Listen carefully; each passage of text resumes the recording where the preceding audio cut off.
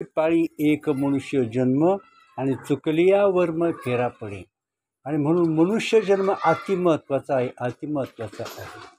आणि म्हणून पहा, तर स्वर्गातल्या देवांच्या पेक्षा सुद्धा इहलोकीचा हा देह देव इच्छिताती पाहे. कळलं का? इहलोकीचा हा या जगातला हा देह देव इच्छिताती पाहे, पण देवांना मिळाला नाही. आणि धन्य आम्ही जन्म आलो, दास विठोबाचे झाले. आयुष्याच्या साधने सच्चिदानंद पदवी घेणे, एवढा अधिकार नारायणे आपल्याला दिलेला आहे. म्हणून आपण आता मनुष्य जन्मामध्ये येऊन काय करायचं आहे, तर अजिबात आपल्याला वेळ आपण वाया घालवायचा नाही.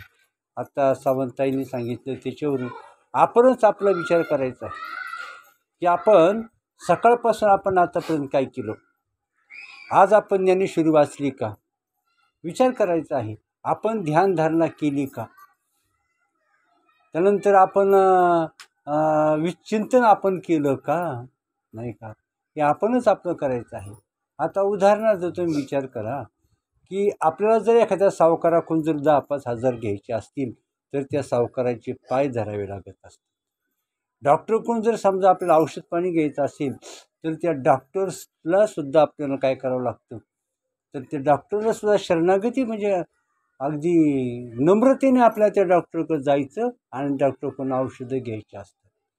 बँकेतून जरी आपल्याला काही पैसे पाहिजे असतील तर त्या बँकेच्या साहेबाला सुद्धा आपण शरण जावं लागतं. आणि मग हे ज्ञान मिळवण्यासाठी आपण त्या देवाला शरण जायला पाहिजे. काय करायला पाहिजे, त्या देवाला शरण जायला पाहिजे आपण. आणि देवाला शरण गेल्याशिवाय, आता एक तुम्ही विचार करा, एवढं मोठं धन आपल्या प्राप्त करून घ्यायचं आहे, एवढा मोठा सुखाचा ठेवा प्राप्त करून घ्यायचा आहे, एवढ्या भयंकर दुःखातून बाहेर पडायचं आहे. मग त्याला काय आहे, तर एकच उपाय आहे. आता आणखी एक तुम्ही विचार करा की आता सावंतांनी मागं सांगितलं की मी 6 वाजता उठते, 5:30ला उठते, 6 वाजेपर्यंत ज्ञानेश्वरी वाचते, नाही का, 6 म्हणजे ध्यानधारणा करते, 5:30 ते 6 ध्यानधारणा, 6 ते 7 काही करीत असतील, पुन्हा 7 वाजता ज्ञानेश्वरी वाचायला बसते.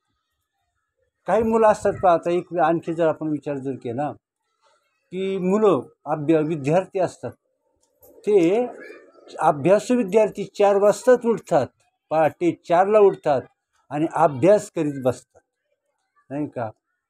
आणि पुन्हा 6-6:30 झाले का पुन्हा चहा पाणी आंघोळ वगैरे उरकून पुन्हा अभ्यासाला बसत असतात. म्हणजे त्यांना किती ध्यास लागलेला असतो. आणि हा परमार्थ प्राप्त, तुम्ही सांगतो, संसारातलं काही न मिळालं तरी चालेल, संसारातलं काही मिळालं तरी ते तुमचं दुःख घालवू शकत नाही, नाही का. आणि म्हणून कसं आहे, आपल्याला आपण जे ब्रह्मस्वरूपाची प्राप्ती करून घ्यायची आहे, याचसाठी केला होता अट्टहास, शेवटचा दिवस गोड व्हावा. याच देही याच डोळा, भोगू मुक्तीचा सोहळा. जीवनमुक्तीचा सोहळा आपल्याला भोगायचा आहे. काय करायचं आहे, जीवनमुक्तीचा सोहळा. आणि आपल्याला काय करायचं आहे, या जन्मामध्ये फैसला करायचा आहे, फैसला करूनच आपल्याला जायचं आहे. हा सौदा आपल्याला काय करायचा आहे, सौदाचा काय करायचा आहे, मोक्ष लावायचा आहे. आणि मगच आपण या निर्दयातून आपल्याला तसा निर्दय टाकायचा नाही, नाही का. परमेश्वरानं देह दिला आत्मज्ञानाच्या प्राप्तीसाठी दिलेला आहे, इतर योनींच्या हा विचार नाही. आणि म्हणून मनुष्य जन्मात, आणि म्हणून कसं आहे, सगळे लोक जर आपण पाहिले तर कोण कशासाठी, कोण कशासाठी, कोण कशासाठी प्रयत्न करतो, कोण पैशासाठी, नाही का, कोण बंगल्यासाठी, कोण गाडीसाठी, कोण मोठेपणासाठी, कोण भोगासाठी, कोण कोण काय करतात. परंतु शहाणा मनुष्य तोच असतो जो आत्मज्ञानासाठी प्रयत्न करतो. आतापर्यंत आपल्याला माहीत नव्हतं, आता आपल्याला कळलं, तर आपण लक्षामध्ये घ्यायचे, सहजासहजी आपल्याला काय आहे, झोपा काढून, नाही का, आळस करून आणि नाही ते उद्योग करून आणि योग्य विचार जर केला नाही तर निर्दयाचं सार्थक होणार नाही, नाही का. आणि म्हणून त्या ईश्वराचं काय आहे, जोपर्यंत ईश्वराची कृपा होत नाही, नाही का, ईश्वराची कृपा झाल्याशिवाय त्या ज्ञानाची प्राप्ती नाही. आणि म्हणून त्या ईश्वराला आपल्या प्रसन्न करून घ्यायचं आहे. याच्यासाठी काय करायचं, तर जे संतांनी सांगितलं आणि जे शास्त्रानं सांगितलं याच्याकरता आपण अभ्यास करायला पाहिजे. याच्याकरता ठाईचं बैसोनी करा एक चित्त, आवडी अनंत आळवावा. याच्याकरता वाचावी ज्ञानेश्वरी, डोळा पहावी पंढरी, ज्ञान होय अज्ञानाशी, ऐसं वृत्य टिकीशी. आणि याच्याच करता काय आहे, ते ज्ञान पैगा बरवे, मनी आथे आणावे, तरी संता या बजावी सर्वस्पेशी. म्हणून निजवृत्ती काढी, सर्व माया तोडी, इंद्रिया सवडी लपू नको. ह्या इंद्रियांच्या नादी लागू नका, मनाच्या नादी लागू नका, बुद्धीनं निश्चय करा. आणि असं आपल्याला साधू संतांनी परमार्थ दाखवून दिलेला आहे का आपल्याला प्रपंच करता करता प्रपंच टाकायची गरज नाही आणि प्रपंचात पर अडकायचं नाही, न त्यागावी न भोगावी, नाही का. आणि आपल्याला प्रपंच करून परमार्थ करता येतो, नाही का. प्रपंच करून परमार्थ करता येतो. याच्याकरता बाबांची ती गोळून मी तुम्हाला मागे सांगितलं आहे, नाही का. पाण्या निघावी गोजरी, नाही का, लक्ष ठेवून दोघा घरी. म्हणजे कामधंदा करता करता देह काय करतो, कामधंदा करतो, आणि चित्त काय करतो, तर देवाचं भजन करतो. जनक राजाचा एक पाय सतत अग्नीमध्ये असायचा, एक पाय संसारात असायचा आणि एक पाय अग्नीमध्ये असायचा, नाही का. आणि म्हणून एवढं विसर पडून द्यायचं नाही. आणि अशा प्रकारचा परमार्थ आहे की आपल्याला अखंड भजन आपल्याला करता येतं. अखंड भजन करता येतं का नाही, अखंड भजन करता येतं. आणि जर विसरली तया थोर झाली हानी. आपण एसटीनं प्रवास करतो, 10 लाख रुपये आपल्याजवळ आहेत, आपण उतरता काय झालं, आपलं स्टॉप आला आणि आपण उतरलो, बॅग एसटीतच राहिली, 10 लाखाची बॅग एसटीत राहिली का, आपण लक्ष ठेवलं नाही. आणि म्हणून काय करायचं आहे, जी संपत्ती असते त्या संपत्तीवर लक्ष ठेवायचं. मग आपली संपत्ती कशी आहे, तर म्हणून आपण आतमध्ये काय करायचं आहे, लक्ष ठेवायचं आहे. तर ते प्रमाण काय आहे, तुका म्हणे लक्ष लक्षुणी अंतरी, तोच वार करी पंढरीचा. आणि म्हणून आपला जे प्रबोध जो दिलेला आहे त्या प्रबोधाचं सतत चिंतन करायचं. ह्या विचाराचा विसर कधीच पडून द्यायचा नाही. माईक विचार चित्तात येऊन द्यायचे नाही. मी देह आहे हा विचाराला थारा द्यायचा नाही. माझा अमुक आहे या विचारात थारा द्यायचा नाही. तर सतत आपल्याला काय करायचं आहे, आत्मचिंतनाशी आपल्याला सतत जोडून घ्यायचं आहे. ठीक आहे. तर एवढं लक्षामध्ये घ्या, म्हणजे रोज आपला दिनक्रम कसा असावा. आपल्याला मोक्ष पाहिजे ना, मग आपला दिनक्रम कसा आहे, आपण अखंड चिंतन करतो का, देवावर आपलं प्रेम आहे का, आपला ध्यास लागलेला आहे का, नाही का. आपल्याला ध्यास, ज्याला आपण काय म्हणतो छंद, हा छंद लागतो का. छंद, लहान मुलं कशी असतात, किती आता त्यांना छंद असतो खेळायचा, त्यांना किती छंद असतो, त्यांना किती मित्राची ओढ असते. तसं आपल्यामुळे ओढ कोणाची असावी, साधू संतांची ओढ असावी, नाही का. त्यांच्या जवळ जायचं, ते 2 शब्द सांगतील ते ऐकायचं, नाही का. होतील संतांच्या भेटी आणि सांगू सुखाच्या गोष्टी. आणि मग अशा प्रकारचं म्हणून आपला दिनक्रम कसा असतो. आपण सांसारिक विचार, इच्छा, वासना, अहंकार, मान, मोठेपणा, ज्या गोष्टी आपल्या परमार्थाच्या आड येतात त्यांना अजिबात थारा द्यायचा नाही. डायबिटीस आहे, शुगर झाली 400-500 आणि तरी पण पथ्य काय पाळीत नाही, नाही का. औषध घेत नाही आणि गोड खायचं राहत नाही, आजार कसा जाणार. आणि म्हणून पहा, लवकरात लवकर काय करायचं आहे, लवकरात लवकर. ते म्हणणं माझी अशी अडचण आहे, माझी तशी अडचण आहे, मला हे करायचं आहे, मला ते करायचं आहे. आधी घराचं काम करायचं आहे, दुसरा मजला झाला आहे, तिसऱ्या मजल्याचं काम लवकर करायचं आहे आणि गाडी पुन्हा आणायची आहे अजून ही, नाही का. काहीच करू नका का, एवढं सगळं जरी केलं तरी सुख नाही. हे काहीच करू नका, परंतु पद्धतशीर व्यवस्थित आत्मचिंतन करा, तिथं सुखाला तोटा नाही आणि आयुष्याचं सार्थक होतं. आणि म्हणून आयुष्य वाया घालू नका, नाही का. चांगला विचार करायचा, बुद्धीला भरकटू द्यायचं नाही, एवढं आपण लक्षामध्ये ठेवायचं. ठीक. आज सुद्धा भगवंताची मुरली वाजते, नाही का? आजही भगवंताची मुरली वाजते. प्रत्येकाच्या देहामध्ये काय आहे तर ही मुरली वाजत आहे, पण आपण ती मुरली ऐकतो का, नाही का? अजूनही भगवंत, आजही सगळं आहे. बाबा सांगायचे पूर्वी होतं आणि आज नाही, असं नाही. आजही सगळं आहे, आजही भगवंत आहे, आजही गोकुळ आहे आणि आजही ती मुरली वाजते. भगवंत मुरली वाजत आहे, परंतु पहिलं तेराला आहे, नाही का?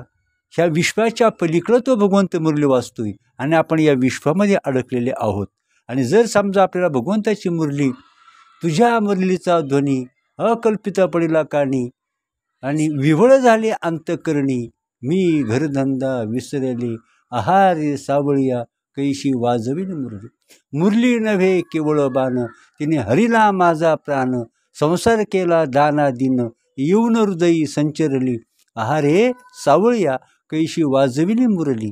आणि ती मुरली जर ऐकली तर काय होतं, तर ती मुरली वाजल्यानंतर तर एक काय म्हटलेलं आहे, अनहोत शब्द गगनी नमावे, आणि त्याचे नादे, हा नाद आहे, हा मुरलीचा नाद आहे. या देहाला 10 दरवाजे आहेत, मुरलीला सुद्धा 10 छद्र असतात, मुरलीला सुद्धा, नाही का? आणि मग तर ती जी मुरली वाजत असते तर काय म्हटलेली ती, मी आत्ताप्रमाणे सांगितलं होतं काय विसरलो. अनहत शब्द गगनी नमावे, त्याचे नादे भवशून्य होई. ती भगवंताची मुरली ऐकली का काय होतं, हे जगच राहत नाही. त्या भगवंताचं प्रेमाचं वारं, त्या भगवंताचं ज्ञानाचं वारं सगळ्या देहामध्ये वाहू लागतं, आनंद वास ओसंडून वाहू लागतो. आणि मग त्या गवळणींना असं धावत धावत धावत त्या काय करतात, त्या भगवंताकडे जातात, नाही का? अशा मग सांगायचं तात्पर्य, आजही मुरली वाजते, परंतु ती मुरली आपल्या देहात पूर्वीच्या आई गवळण साधू संतांनी अनुभवाची लिहिलेली आहे, नाही का? त्या भगवंतांनी गवळण आपली मुरली वाजवली आणि ज्या गवळणींनी ही मुरली ऐकली आणि ज्या गवळणी त्या भगवंताकडे धावत गेल्या, कशाच्या आधारे, तर त्या मुरलीच्या आवाजाने धावत गेल्या, तर त्या आनंदरूप झाल्या. तसं ज्याला कोणाला ही मुरली ऐकू येते आणि त्या मुरलीच्या अनुरोधानं जो धावत धावत त्या आवाजाच्या दिशेने जातो, त्यालाही भगवंताची प्राप्ती होते. परंतु मुरली अहर्निश रात्रंदिवस मुरली वाजते, परंतु आपलं चित्त भगवंताकडे नाही. हे इथं घड्याळ आहे, घड्याळाची टिकटिक चालू आहे का नाही? घड्याळाची टिकटिक चालू आहे, पण ऐकू येते का? ऐकू नाही येत. मग जेव्हा ही मुरली कानावर पडेल, आई कोणी वेणूचा नाद, आई कोणी वेणूचा नाद, पुढं काय, लागला नामाचा छंद, नाही का? नामाचा छंद. मग अशा प्रकारे ही मुरली ऐकली पाहिजे. त्याच्याच करता ध्यान धारणा आहे. त्याच्याच करता ह्या जगाचा विसर पडल्याशिवाय, या मोहातून बाहेर पडल्याशिवाय, छंद लागल्याशिवाय, त्या परमात्म्याची गोडी कळल्याशिवाय आणि संसाराचं अगदी दुःखरूप स्वरूप कळल्याशिवाय ती मुरली ऐकू येत नाही. ज्या कोणी भाग्यवंताला ती मुरली ऐकू येते, तो धावत सुटतो. कसा, गाय किंवा गाय जशी धावत सुटते वासरासाठी, नाही का? गाय वासरासाठी धावत सुटते, मग तशा प्रकारे तो त्या मुरलीच्या आवाजानं, त्या मुरलीचं वेळ त्याला लागतं आणि मग त्या आवाजानं तो धावत सुटतो आणि त्या मुरलीपर्यंत जाऊन पोचतो, नाही का? अशा प्रकारचं संतांनी जे केलं ते व्यर्थ नसतं, ते फुकट जात नसतं आणि ते पिढ्यानपिढ्या हजारो वर्ष या जीवाला मार्गदर्शक असतं. शिवाजी महाराजांना मला असं वाटतं जवळजवळ 400 वर्ष होऊन गेली, नाही का? तुकाराम महाराजांना शिवाजी, आता ताईने सांगितलं की शिवाजी महाराजांनी त्यांना एवढा मोठा नजराणा दिला, परंतु तुकाराम महाराजांना मोह निर्माण झाला का? विचार कर, विचार करण्यासारखी गोष्ट आहे. एवढा मोठा छत्र्या, हत्ती, घोडे येतो बऱ्यात न पडे. आम्ही तेने सुखी म्हणा विठ्ठल विठ्ठल मुखी. येर तुमचे वित्त धन मजते मृत्तिके समान. कंठी मिरबा तुळशी व्रत करा एकादशी. नाही का. आणि म्हणून सोने रुपे आम्हा मृत्तिके समान. माणिक पाषाण खडे जैशी. सोने रुपे आम्हा मृत्तिके समान. माणिक पाषाण खडे जैशी. आणि असे अनुभव काय येतात. अनुभव काय करता. अनुभवाला तोटाच नाही. आणि आत्म्याजवळ ज्ञान आहे, सामर्थ्य आहे, शक्ती आहे, आनंद आहेत. आणि अनुभवाच्या तर असंख्य अशा प्रकारच्या साठीच्या साठी आत्म्याच्या ठिकाणी. मग अनुभवाला काही कमी आहे, आपण कमी पडतो. नाही का. आणि म्हणून आता काय सांगायचे, शिवाजी महाराजांनी तुकाराम महाराजांना तो नजराना देऊ केला. झाला का मोह. विचार करायचा. आपल्याला मोह आपलं मग विचार. आपलं मन किती कलुषित आहे. मग तुकाराम महाराजांना मोह का नाही झाला. तुकाराम महाराजांना देवाचं महात्म्य त्यांच्या बुद्धीमध्ये ठसलं होतं. देव इतका त्यांचा प्राणप्रिय झालेला होता. देवाचं महात्म्य त्यांच्या नसात भरलेलं होतं. आणि म्हणून त्यांना काय आहे, सोने रुपे हे मृत्तिके समान. काय आहे, सोने रुपे मृत्तिके समान. तुकाराम महाराज हे असं म्हणण्याचा अधिकार तुकाराम महाराजांचा होता. जेव्हा आपली वाचा धनमान बळे नाठविषयी देवा. नाही का. पुढे काय, धनमान बळे नाठविषयी देवा. मृत्यूकाळी तेव्हा कोण आहे. अरे हे धन काय, धन हे काय देह काळाचे, धन कुबेराचे, येते मनुष्याचे काय आहे. आणि म्हणून संतांनी काय सांगितलं, एक संतच ह्या जगामध्ये आले सत्य ज्ञान सांगण्यासाठी. ह्या जीवाला दुःखातून बाहेर काढण्यासाठी, परमसुख देण्यासाठी संत आले. नाही का. आणि म्हणून त्यांनी काय केलं तर तुकाराम महाराज त्या नदीवर जायचे. नाही का. तो नजरानं त्यांनी घेतला नाही. मोह झाला नाही. का मोह झाला नाही आपण विचार करायचा आहे. असं आपल्याला कधी होईल, याला परमार्थ म्हणतात. रोज टपोऱ्या माळा घालायच्या, परमार्थाचा शो करायचा, नाटक करायचं, सोंग करायचं, याला परमार्थ म्हणत नाही. परंतु तुकाराम महाराजांना काय झालं तर वीट निर्माण झाला. आपल्याला जेव्हा ह्या लौकिकाचा वीट, मान, मोठेपण, अहंकार याचा जेव्हा वीट येईल, काय यायला पाहिजे, तो त्याशिवाय आपला देव आवडणार नाही. याचा वीट आला की आपला देव आवडतो. देव आवडला की आपण देवाला श्वासोश्वासी हाका मारतो. आणि मग त्या हाकेनं देव धावून येतो. सांगायचं काय तात्पर्य, तर त्यावेळेला तर त्या शिवाजी महाराजांनी विचार केला का तुकाराम महाराज नजरांना घेत नाहीत, मग आपण त्यांना काय करायचं, गुपचूप काही युक्ती केली, काही दुसऱ्या प्रकारचा मार्ग स्वीकारला. म्हणजे रोज तुकाराम महाराज इथे येतात, या शिळीवर कपडे ठेवतात आणि स्नान करतात, इंद्रायणीचं स्नान करतात. नाही का. आणि म्हणून म्हटलं ते इथं स्नानाला येतील, हा नजराणा इथं पाहतील. आणि इथं कोणीच नाही आपल्याला पाहिलं म्हणून तुकाराम महाराज नजराणा घेतील. इतक्या खालच्या पातळीचे तुकोबाराम महाराज नव्हते. कलीच्या माझी अद्भुत वर्तले, स्वदेह घेऊन निज धामा गेले. तुकाराम महाराज सोडून द्या, पण तुकाराम महाराजांचं नाव घेतल्यावर यमाला सुद्धा थरकाप सुटत होतं. काय होतं अशा प्रकारचं. आणि म्हणून काय केलं तर त्यांनी तिथं काय केलं, ते नजराना ठेवला. तुकाराम महाराजांनी पाहिलं, त्यांना अत्यंत वाईट वाटलं. इतका वीट पाहिजे बरं का. विठले हे चित्त प्रपंचापासून गोमनते मनी बैसले. वीट जोपर्यंत येत नाही तोपर्यंत देवाची आवड निर्माण होणार नाही. आणि देवाची आवड निर्माण होणं याला परमार्थाची सुरुवात म्हणतात. नाही का. मोह जाणं, मोह चित्तातून जाणं, कशाचाच मोह नको, कशाचाच मोह नको. आत्ता अभंग म्हटले, राधिकांताई अभंग म्हटली, काय म्हटली, पुरे हा संसार नाही, किती करू संसार, नरदेह मातीला जाणार. नाही का. मग अशा प्रकारचं कसं आहे तर धनही दौलत गाड्या हवेल्या जागे वर राहणार.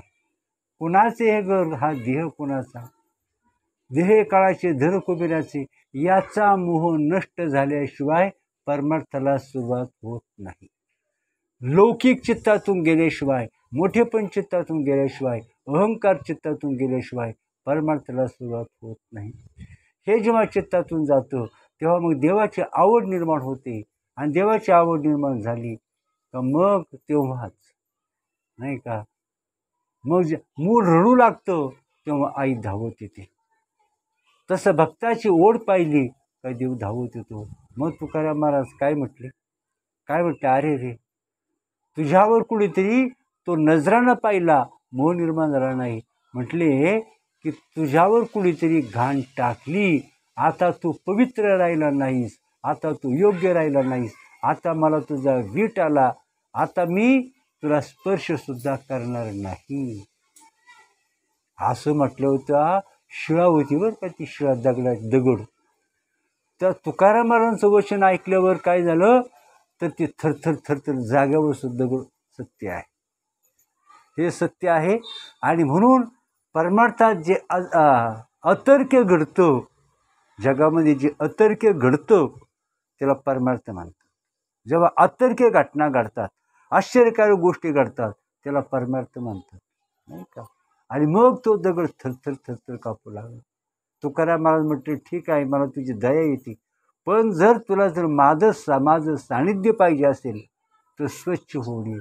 आणि साक्षात तो दगड गडगड करीत नदीमध्ये गेला, स्वच्छ झाला, त्या ठिकाणी पुन्हा आला. दगडाला इंद्रायणीमध्ये कोणी नेलो, त्याला हात होते, पाय होते, इच्छा होती, बुद्धी होती, विचार होते. एका दगडामध्ये जर एवढा परिणाम होऊ शकतो, नाही का. आणि म्हणून तो दगड पुन्हा त्या ठिकाणी आला, आणि त्याच्या स्मरणार्थ तर ती शिळा अजूनही आहे. आणि आजच काय झालं, तर त्या मंदिराचं उद्घाटन झालं आपले पंतप्रधान मोदींच्या हस्ते. आजच काय झालं, मला वाटतं काल झालं, कालच काय झालं, तर त्या मंदिराचं उद्घाटन झालं. शिळा म्हणजे आजही तो पुरावा आहे.